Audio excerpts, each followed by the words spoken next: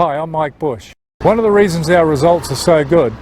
If the beam drifts along the vehicle in the direction of travel while it's firing, the gun is fooled into thinking the vehicle is travelling faster than it actually is. Just watch this. Stationary car, what do you do? Well, I have a stationary car, I've got a speed meter, let's see how fast the car's going. 8 miles an hour. That's what enables us to do what we're here to do. And we all know what that is.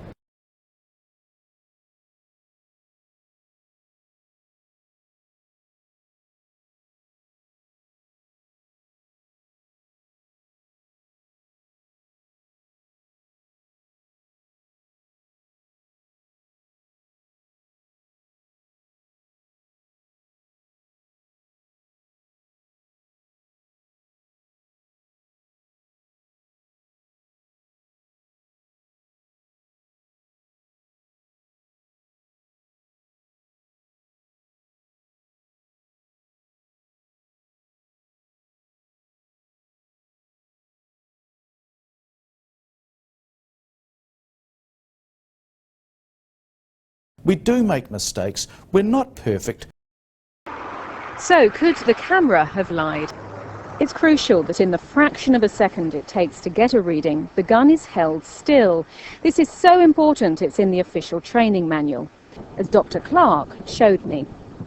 If I point this laser speed meter at the rear of the car and pan it along the vehicle, then I can get a speed reading of a stationary vehicle. I will demonstrate that now. 6 miles an hour. 6 miles an hour. What Dr. Clark is demonstrating is known as slip effect or panning error.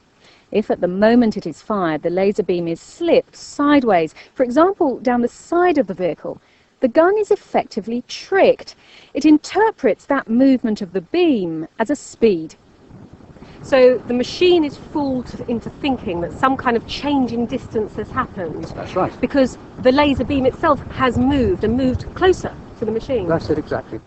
So in theory, if an operator slips the gun along the side of a moving car, this could add the length of the car to the distance actually travelled.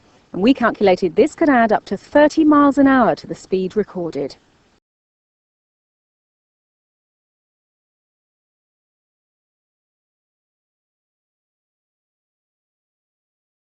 G'day everybody. Just a little update. You probably haven't heard much from me in regards to the $80 speed ticket drama or saga. I'm still waiting to go to February. I've got my 20-point motion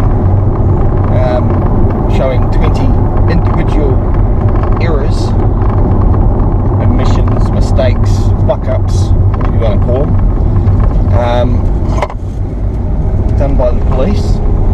And I sought some independent legal advice as well, and let's just say I now have in my possession the operator's instruction manual, or the radar manual that every operator must be at least 70% correct when studied and tested. It tells you all of the rules, all of the operator is the one that is supposed to fill out the notice, which I find very interesting. So if a guy's filling out 762 notices in 3.5 hours, which we all know doesn't happen, what happens is that laser record, or the disc that records all of the offences that the operator detects that day, goes back to the Infringement Bureau, and within usually a week or so afterwards, like they'll say that the car was detected on the 22nd of April, and yet the infringement notice isn't issued until the 29th of April. A summary of the events, the provisions, they should all be on the notice. They do not put the provisions on the notice. Okay? So, 1, they're supposed to put the provisions of what you've breached on the notice, and they don't. 2, the operator that operated the radar detector is the guy that's supposed to be issuing the notice. It's under issuing notice section in the manual module. So we all know that, well, I do, when I'm looking at the notice in respect of an infringement offence that I got from the police, it says it's issued by a completely different QID number than the operator, and the operator's QID number is different from a certificate of competency to what's actually on the deployment registrar. So I don't even know if that's the same guy. So this is what happens. Those modules under best practicing guidelines in those modules state they're going to be 250 metres away. They should be within 100 metres view. In other words, they can't be parked on a rise like that prick on Triangle Road was on the 8th of November. Where he was parked was illegal. All tickets that day should be void because he was not 100 metres clear distance from the other vehicles. He's parked there. That's not 250 metres viewable distance. People are coming up over that rise, and boom, he's getting them instantly if they're doing over the speed limit. Yeah, there was like less than 2 power poles, and power pole gap is usually 50 metres between them. So I'm very thankful that, and I didn't just get the owner's module, I got all the information on all the different detectors as well. So you know, they're supposed to check that the sticker's valid underneath. They're supposed to check that it's certified as accurate before they start their shift. They're supposed to write down the tracking history of each infringer, which never happens. Tracking history comprises of 3 things. They must visually estimate the speed, then their Doppler tone should give them close enough to their estimate, and then the radar verifies the estimate and the Doppler tone. Now the Doppler tone is the angle between you and, so if I'm aiming at a car directly at me, there's no angle of variance between, like shooting off. So yeah, where was I? So yeah, the Doppler effect, or what you call the cosine angle, which is you just picture a reflection. If you're pointing something at a straight object directly at you, it's going to come straight back at you at 180 degrees. If you point it at something at an angle, it's going to reflect off, and that angle is called the cosine angle, and it creates a different tone. So the signal or frequency that the laser or radar sends out at, the tone comes back different, and it's the variant in the cosine angle that gives the measurement of the actual speed. But they're supposed to estimate it visually. They're also supposed to hear the tone first, and that's what you call the tracking history. So you're telling me that you're going to estimate the speed of every car going past every 20 seconds that's getting a ticket? I mean, that's some incredible speed. 762 tickets in 3.5 hours. I mean, what is the guy, Superman? But yeah, they're supposed to write down the details, the provisions of what section of what act that has been breached. It's supposed to be a summary of the offence on the back of the ticket. Now I'm not sure if this is just for the moving vehicle patrol stops, or if you're doing a speed check behind. There are different sections that tell you that you've got to have your speedo odometer checked as well, which is for obviously the cops that are driving along and doing checks on a moving patrol car. But for the stationary ones, they have to do that.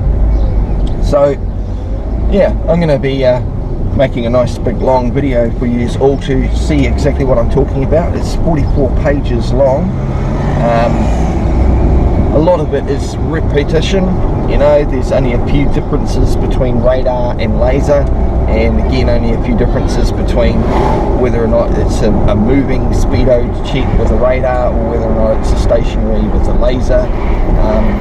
The red flex radar detector, I believe, is what are in the stationary vehicles, as opposed to the Stalker dual, which is the other ones they use.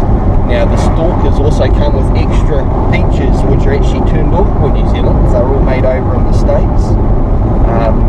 So from what I can tell of the manuals anyway. So yeah, very interesting read. I'd like to thank the friend of mine that decided to supply me that information. I'm sure they're going to realise that I'm going to nitpick the living shit out of it to get everything I need and to find out what they didn't do right. Because I'm just looking at their rules, what they're supposed to have done and what actually has happened. And there's quite a big difference. And if you think about it this way, the best practices guidelines, if they're supposed to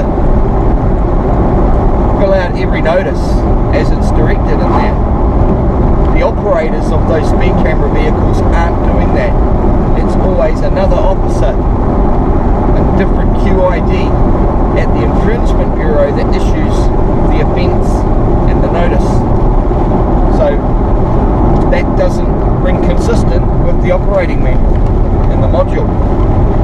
So at the end of the day, they're not following their own procedures there either. So not only do the prosecution not follow their procedures, or the Infringement Bureau don't follow their procedures, but the operators sitting in the vans, probably half asleep all the time, aren't following their procedures either. They're also supposed to mark down the estimated distance away on each ticket. So that'd be interesting, you know. If they're parked 4 or 5 metres away from the first lane and you're the 3rd or 4th lane over, that's 20 odd metres distance and gap. You know, 20 metres away, 20 metres out, that's like a 45-degree cosine angle. You know, and they'll say that the greater the cosine angle, the less accurate the speed is, and it always goes in favour of the target vehicle. I always try and make out, oh yeah, but the crappier the reading, it's better for you. Well, it's more we fall back on the beyond reasonable doubt, proving every burden, proving every element of the charge.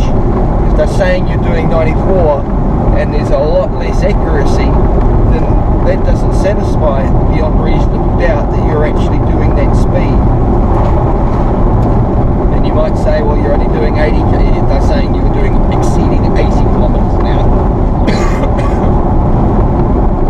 Well, they're not claiming that.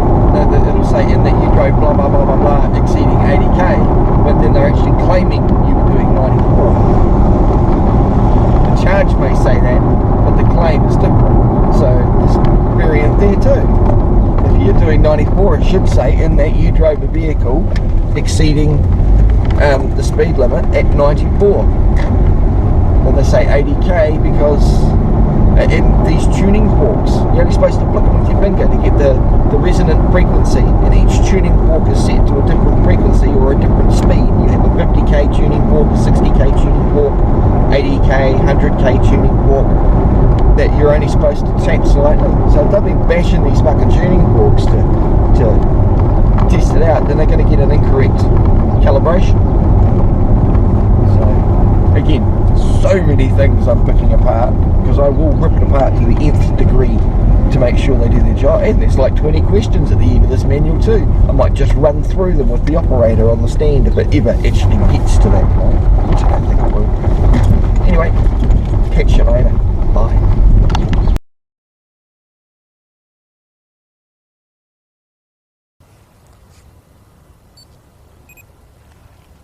8 miles an hour. We do make mistakes. We're not perfect.